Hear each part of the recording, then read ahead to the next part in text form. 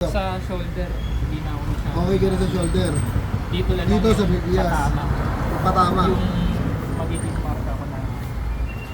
So, nakaganto yan, di ba? Nakaganto, nakakapit yung bias. Yan. Sige. Pero maunong night. Nakakapit kasi yung bias na yan eh. Nakakapit yan. So, ganito.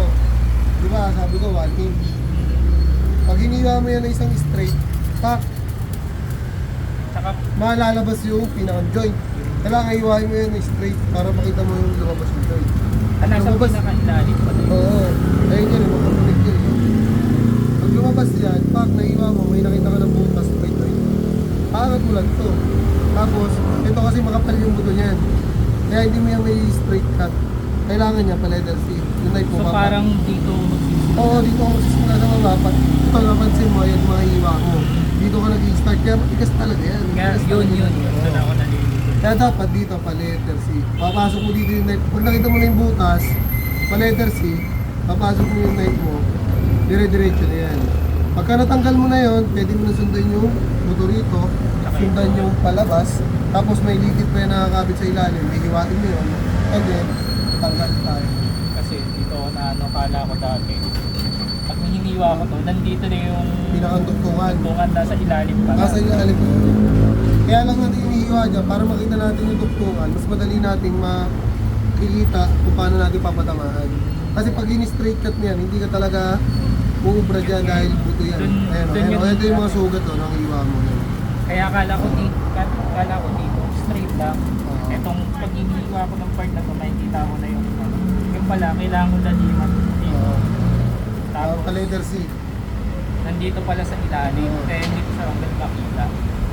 Hindi rin niya yan. Ah, ganyan. Tapos, kailangan, kapag pinagto dito, Pa letter ito. C. Oo. Dito ako mag-start. Ganun. hindi yun dito. Oh, Kala ko nung una dito eh. Kaya parang dito ako kumakat eh. Kaya sabi ko, parang ano, kaya kailangan pala dito. Pa letter C. Kapag nakita ko to, itong malaki na to, kaya yun. Ay, kasi magkaiba yan eh. Ito, nakaharap sa iyo yung nandun eh. Yun. Pero Pagka kapag yung isa, kabila, nakaharap sa iyo ito. nasa ilalim yung Ito yung nakaharap sa iyo. ganyan. Kaya, pero dito pa rin yung tugtong ano, ganoon pa rin yung same na yun. Pagka ganun naman, kunyari, ito naman yung nakaharap. Same lang yun. Dito lang ako magsisimula. Hindi, Ay, dito pa rin. dito. Dito pa rin, dito pa rin pala sa Pa rin. Ganun pa rin yun, nakakalito na kayo. Hindi kayo isa. Isa. Perfect mo na. Yun. Ayan. Ayan o. Ito, ganun pa rin. Magkasalungat lang sila. Dalawat lang. Kasi ito kasi, di ba ito may buntot. Ang palatandaan niya, ito, nandito. Ito walang buntot, nandito naman sa kabila. Ganyan. Di ba? Sa kabila. Kasi nga, ito nakaharap sa iyo. Kaya nandun yun. Ito may buntot. Ito nakaharap sa atin. Oh. Sa lungat niya. So parang kapag ito. Pagka dito biginan na- niya mo, pag ihiwain mo na siya straight, tapos lalabas na ulit siya. So, angat mo lang ulit, ang hiwa, dito naman, ang mauunang may hiwa dito. Kasi dito, ito eh. Pamilas. Kapag dyan, pag ganun. Hindi, pag ganito pa rin. Pag ganun pa rin. Oo, pag ganito pa rin. Kasi kanan ka eh.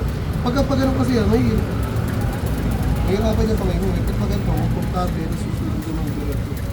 Kaya pag hiwa mo ng ganun, sundan mo na. Tapos dito ka naman mag-iik. Nakita, kunyari, nakita ko yan. Sundan ko lang yan. Oo, susundan mo. Pare, yan, natanggal mo na sa joy. Nahiwa mo ng pa-letter C.